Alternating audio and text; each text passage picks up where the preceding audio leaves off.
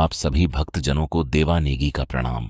आज आप सभी भक्तजनों के लिए लेके आया हूं कहानी भूखे शेर को आखिर क्यों मिला वरदान माता की सवारी का। आइए सुनते हैं कहानी मां दुर्गा का वाहन।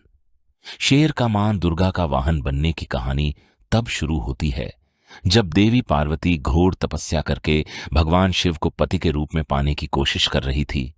सालों तक तप करने के बाद माता पार्वती को भोले भंडारी अपनी पत्नी के रूप में अपना लेते हैं।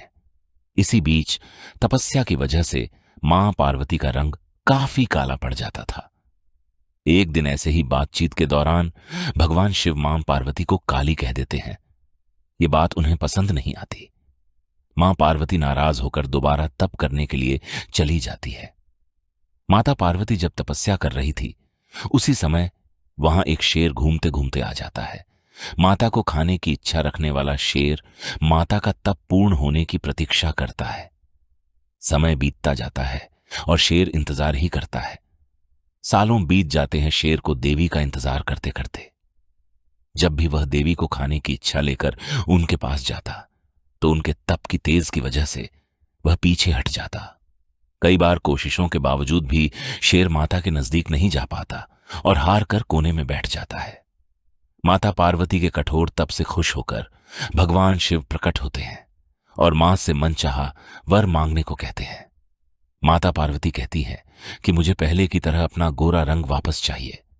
माता पार्वती के इस वर को भगवान शिव पूर्ण करते हैं। आशीर्वाद मिलते ही माता पार्वती नहाने के लिए चली जाती है। उनके नहाते ही उनके शरीर से एक और देवी का जन्म हो जाता है जिनका नाम कौशिकी पड़ता है। नहाते समय उनके शरीर से काला रंग निकल जाता है और माता पार्वती का रंग पहले की तरह साफ हो जाता है। इसी वजह से माता पार्वती का नाम मां गौरी भी रखा जाता है। नहाने के कुछ देर बाद जब माता पार्वती बाहर आती है तो उनकी नजर शेर पर पड़ती है जो माता को खाने की प्रतीक्षा में भूखा ही एक कोने में बैठा था। माता पार्वती भगवान शिव के पास जाती है और उनसे वरदान मांगती है। माता पार्वती कहती है कि हे नाथ, ये शेर सालों से मुझे भोजन के रूप में ग्रहण करने के लिए इंतजार कर रहा था।